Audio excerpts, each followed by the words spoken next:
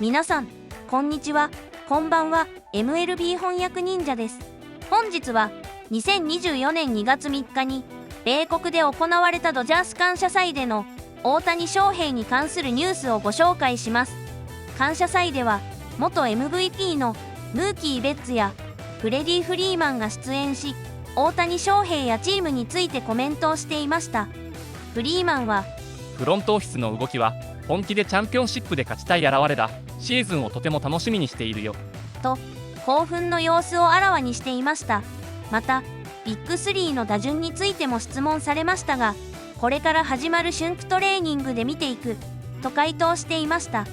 一方ベッツもドジャースのオフシーズンについて振り返り、ドジャースは勝てるチームを用意してくれる。だからこのチームが好きなんだとドジャース愛を語っていました。また感謝祭の行われた2月は米国で黒人月間の月になります。黒人監督であるデイブ監督についても質問を受け、彼はお気に入りの監督だと回答しており、首脳陣に絶大な信頼を置いているようです。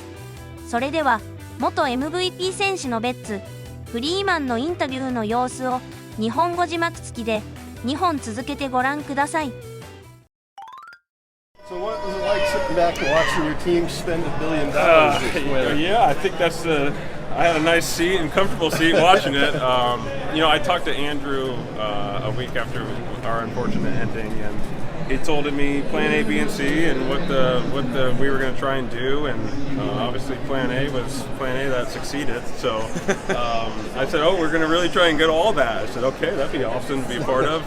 But when you're a player, and obviously fans too, and everyone that's involved, you just want to be a part of something where you're trying to win every single year. And to really see what our ownership and front office did this offseason, it's special. It's special to be a part of.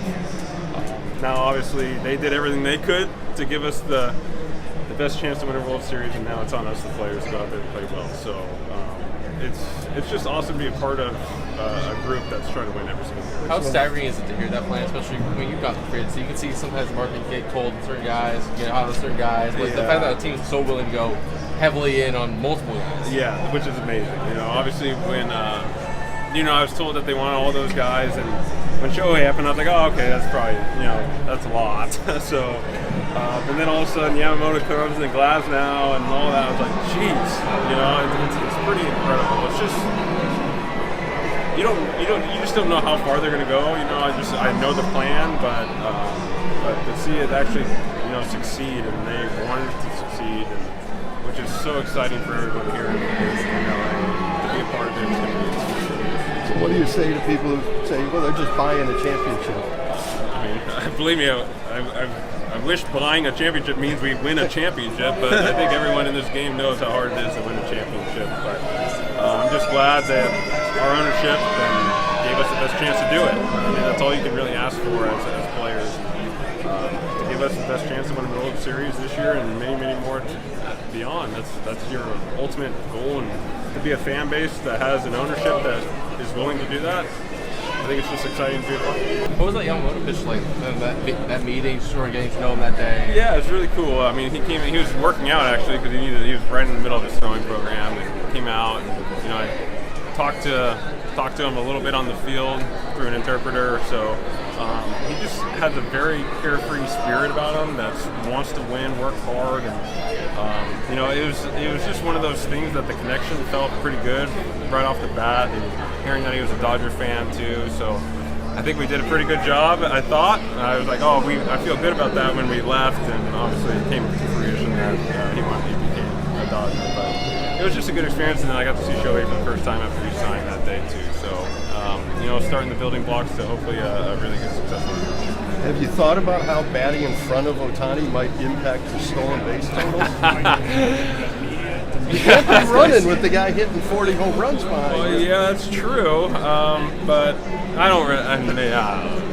haven't really thought about the stolen base aspect of that. That might have been a one-time thing. We'll see. But I don't think it could be like everyone's asking. I say, well, in 2022, I hit second, and then we switched with Trey a little bit, and we'll see how it goes. Hopefully, we find something day one of spring training, and it works for a very, very, very long time. So Hopefully, we don't have to make any changes mid-season because things aren't going the way we thought it was going to. But I think it's a good problem to have when you don't know where to head to.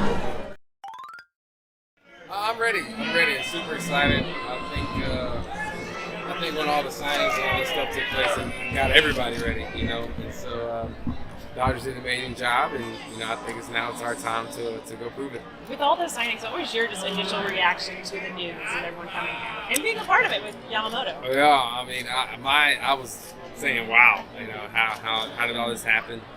I was people were telling me what was going on Instagram, that people seeing on Instagram, so I was kind of late to the party. But I was just saying, like, what a time to be a Dodger. This is the time is now. So Tani fitting into the team, and have you had any conversations with him? Like, can you share an episode of your conversation with him? Yeah, I mean, I think he'll be just fine. He's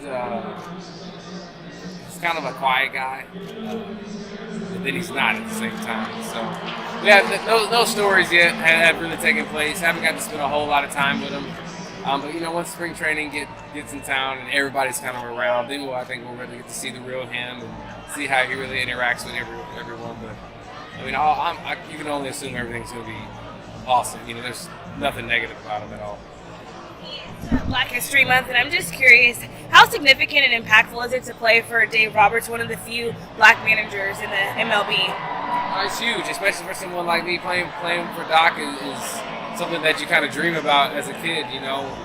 Just being black in MLB is something you dream about, but then playing for a black manager makes it that much better. And especially a successful manager, someone who cares about his team, cares about the front office, the players, each and every person. Somebody's awesome like that. I mean, it's a blessing, and he'll always be one of my favorite managers I've ever had.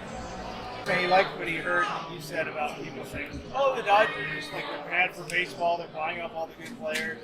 What would you say? I mean, I don't know what you want us to do. That's the name of the game is to win, and so you're supposed to give your team the best chance to win. So the front office is doing that. They promised me when I signed here. I told them I always want to win, and they promised me, and they kept their promise. So I got nothing negative to say. People are going to have a lot of stuff to say no matter what. But they've kept their word to me, and that's why I love you. One more question. What do